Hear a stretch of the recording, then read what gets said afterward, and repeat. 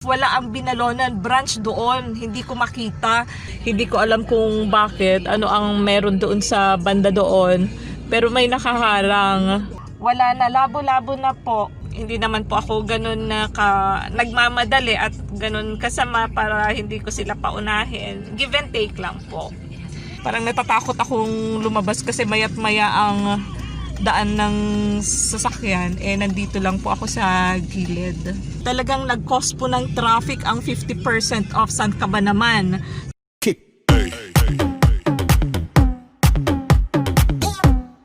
Hi everyone! Nandito nga po ako ngayon sa Binalonan, Pangasinan, malapit sa may Petron. Kaya po ako nandito ngayon kasi po nabasa ko kahapon sa isang website na 50% off po ang paggasolina ngayon sa may Petron. Lahat po yata ng branches. Maraming mga branches po ng Petron ang nag-offer ngayon ng 50% off. Kaya sasamantalahin ko po yung pagkakataon na yun para magpa-full tank na po. Kasi syempre, kailangan ko na rin. Kalahati na po ang aking gasolina. Para naman syempre, sayang din yung matitipid ko kung talagang totoo nga po yung 50% off. At marami na pong nakapila sa likod ko. Medyo malapit-lapit na po ako dito sa may Petron. Tanaw ko na po. Pero doon sa may likod ko, nandun po ang pila paliko. Hindi ko lang po alam kung hanggang saan yung pila. Pero yun po, paliko na po doon ang pila. Sana nga po hindi ako magtagal dito at makagasolina ako. Hindi ko alam kung itong branch na to ng Binalonan kasi nag-iisang Petron itong nandito sa Binalonan, kung kasali sila sa mag-offer ng 50% off na gasolina ngayon. So itatry ko lang po. Pero kung wala, hindi po kasi ako makalabas dito sa aking sasakyan kasi nandito ako sa MacArthur Highway. Parang natatakot akong lumabas kasi mayat maya ang daan ng sasakyan. Nandito lang po ako sa gilid.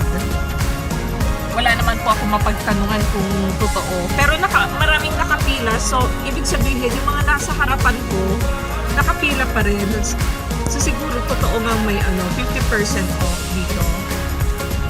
So, update ko po kayo. Ito lang po ang ganap sa ngayon dito.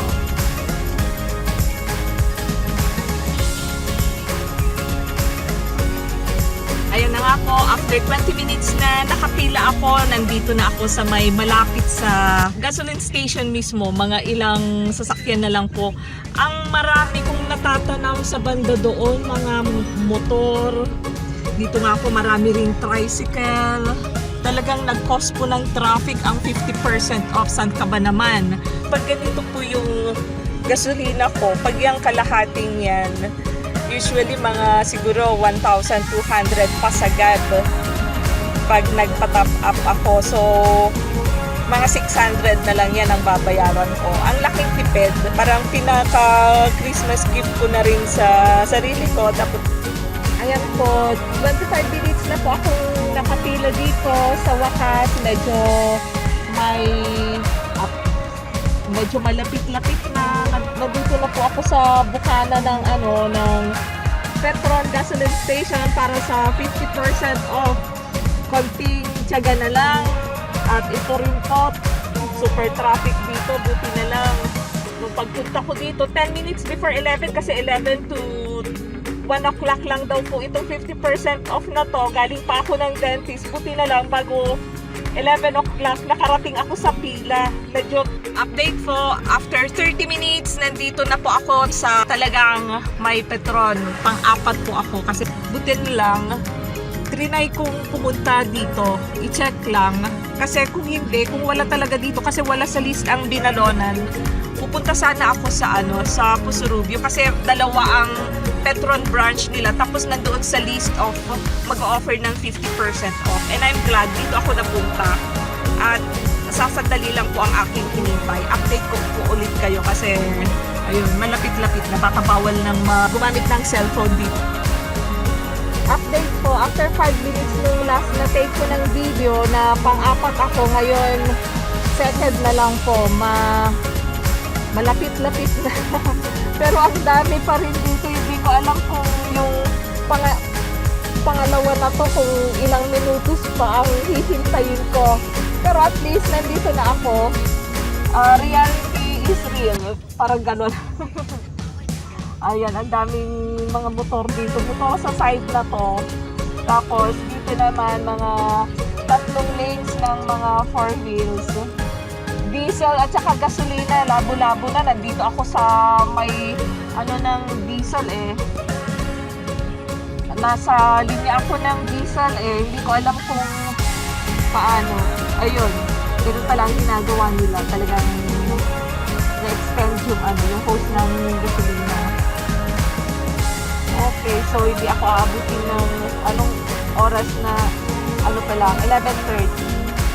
By 12 o'clock siguro tapos na ako. And thank you Petron sa maagang pamasko. Update ko po ulit kayo mamaya. Ayan po, ako na ang susunod. Pero yung ako na ang susunod na to, medyo matatagalan pa kasi palitan at saka may isang nakaharang doon sa hindi ko alam kung bakit, ang meron doon sa banda doon. Pero may nakaharang. So, siguro, malamang sa hindi, mga 10 minutes pa to, yung akong susunod na to. Kasi, palitan, hindi ko alam, may mga naggagasolina din sa lane na to na mga, motor. Ang dami-dami hanggang doon sa likod. Tapos, may mga tricycle din. Tapos parang salisihan, parang may mga nakapila rin doon sa banda doon. Pero dito sa lane na to, medyo ang bilis. Ayun.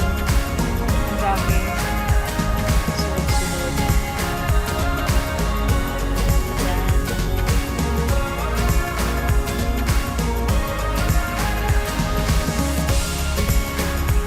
Sinasabi ko kanina na salisihan na may nakaharang doon, nakiusap na kung maaari sila daw muna kasi kanina pa daw sila, parang ibang lane ko yata yung napasukan nila. So sino ba naman ako para sabihin hindi? Una sa lahat, sasandali pa lang naman po ako dito, mga more or less 45 minutes. Hindi ko alam kung ilang minutos na sila nakipila sa maling pila. So hindi naman po ako ganun nagmamadali at ganun kasama para hindi ko sila paunahin. Give and take lang po. Hindi ako masyadong matagalan dito. So ayun, paunahin na natin sila. Anyway, ako naman na po ang susunod. So blessed pa rin ako sa 50% off na to ng petrol. Ayan. So, ako na po ang susunod. For real na po to. For real. 50% off. Magpapasagad na ako para medyo marami-rami aabot hanggang New Year, January. At least, at least one month siguro yung full tank ko. Depende kung saan ako makakarating ngayong bakasyon. Pero titipirin natin ito kasi baka pagkatapos ng 50% off na to, nagsisimula na kasing tumaas na naman ang gasolina. So, huwag masyadong gumala. Paminsan-minsan lang, yung essentials lang na kung may bibilhin sa labas, may kung anong emergency, yun lang.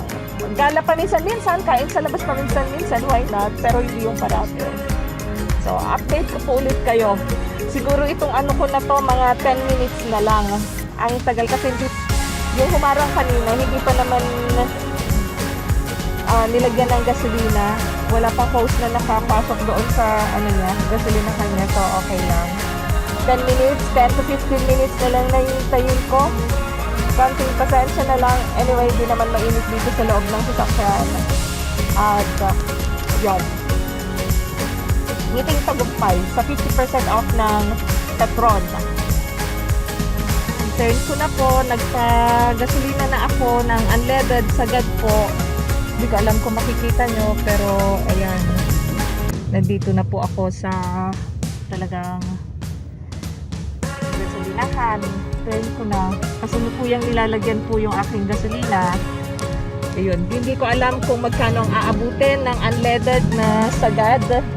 Kalahati po yung aking gasolina ngayon. Update ko po kayo kung ilang liters yung naidagdag at saka kung magkano ang inabot. Ayan nga po, tapos na po akong naggasolina. 23 liters po lahat yung naikarga sa aking gasoline tank. At ang binayaran ko po ay 530. So pumapatak po 530 divided by 23 liters para pumapatak na 23 per liter po yung aking binayaran. Malaking tipid na rin po kasi ang 1 liter nila ng gasoline doon sa Petron ay 44 po yata.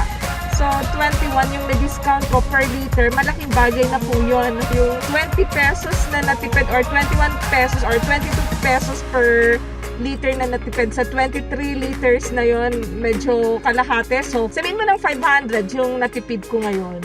So that's it po. Thank you sa Petron. Maraming salamat sa pamasko nyo. So until my next video, thanks for watching. Bye!